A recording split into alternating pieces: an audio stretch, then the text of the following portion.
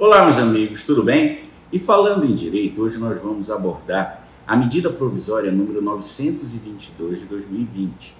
Essa medida veio acabar mesmo com o concurso público?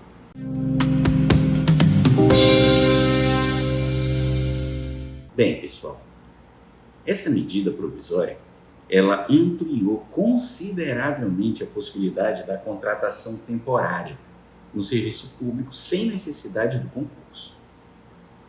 E como todos sabem, aqui no Brasil, muitos sonham com a estabilidade do funcionalismo público. Assim, milhares de concurseiros lotam os cursinhos preparatórios, sonhando e trabalhando por uma vaga no serviço público. Mas nesse período de pandemia, é nítido que o Estado precisa realizar contratações emergenciais, como de médicos, de enfermeiras, de auxiliares, para poder dar suporte rápido ao momento que nós vivemos num país e no mundo. Porém, quando esse cenário de pandemia se encerrar, a administração pública não poderá renovar a qualquer tempo os contratos sem a justificativa necessária. Ela deverá priorizar quem é aprovado em concurso público. E como todos sabem, a regra no Brasil é a contratação mediante o concurso. Artigo 37(2) da nossa Constituição. Somente em casos excepcionalíssimos, a própria Carta Magna gera essa possibilidade de contratação excepcional. Veja, para atender necessidade temporária de interesse público excepcional. Veja essa palavra.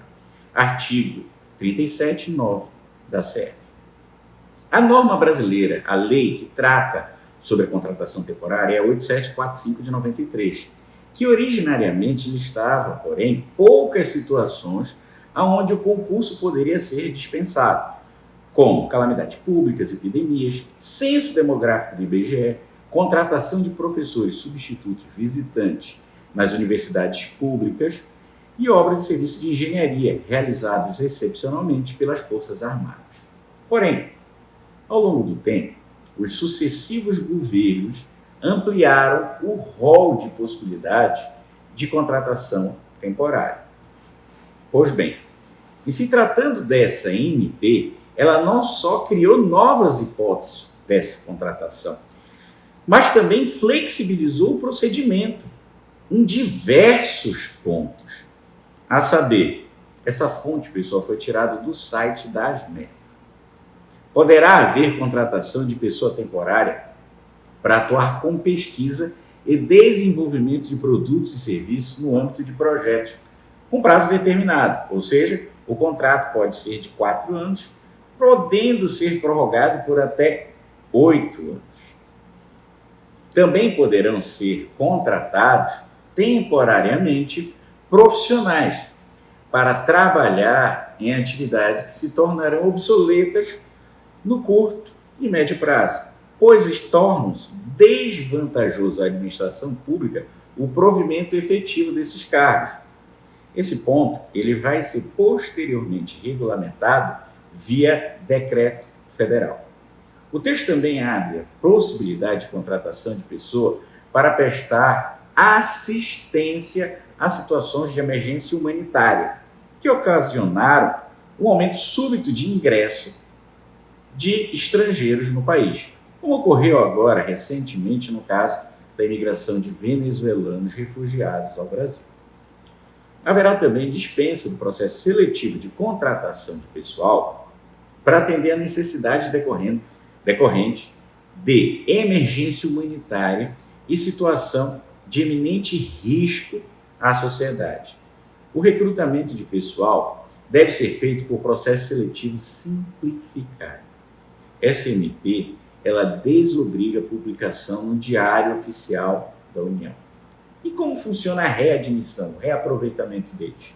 Bem, o temporário ele não pode ser readmitido ou admitido novamente antes de decorrido 24 meses após o fim do seu contrato. Exceto, é lógico, nas hipóteses em que a contratação seja precedido de um processo seletivo simplificado de provas ou de provas e títulos, como, por exemplo, nas universidades públicas federais, instituto de pesquisas. A MP também tratou sobre a situação de recrutamento de aposentados, que para seu recrutamento, para seu chamamento, contará e deverá ser divulgado em edital de chamamento público. E não podem ser contratados aposentados com idade a partir de 75 anos, muito menos aqueles aposentados por incapacidade permanente.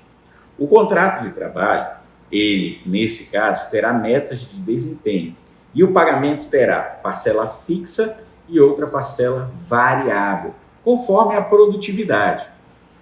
O valor não será incorporado à aposentadoria e não estará sujeito à contribuição previdenciária também. Esse aposentado contratado terá direito aos auxílios transporte, alimentação e diárias. Pois bem, pessoal, esse texto merece uma análise preliminar, da qual eu me valho do Bruno Carrasa, que publicou essas considerações no dia 3 de março. Primeiro, pela amplitude das hipóteses de contratação temporária, não resta dúvida que essa MP é o primeiro passo de uma reforma administrativa advinda pelo governo federal. 2. O cenário de realização de novos concursos torna-se muito sombrio para os próximos anos, pois, de um lado, o governo poderá contratar temporários para uma ampla gama de serviços, e, de outro, existe um exército de servidores aposentados que estarão disponíveis para continuar executando o seu trabalho, que exerciam antes de se aposentar, logicamente. 3. A possibilidade de recontratação de aposentados é claramente um agrado à categoria desses servidores públicos, pois suaviza as suas perdas decorrentes da reforma já feita, que foi a reforma da Previdência. E assim, reduz resistência a outras etapas da reforma administrativa que virá.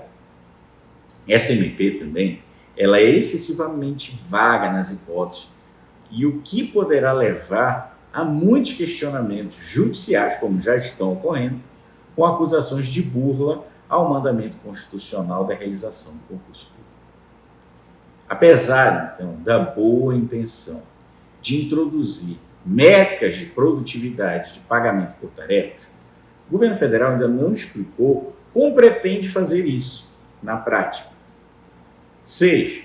O que é mais grave para mim e para o professor Carrasa, a frouxidão desses critérios de dispensa do processo seletivo e a possibilidade de contratação direta por notória capacidade técnica aumentam o risco daquele favorecimento pessoal e indicações políticas, abrindo então um caminho para novos casos de corrupção.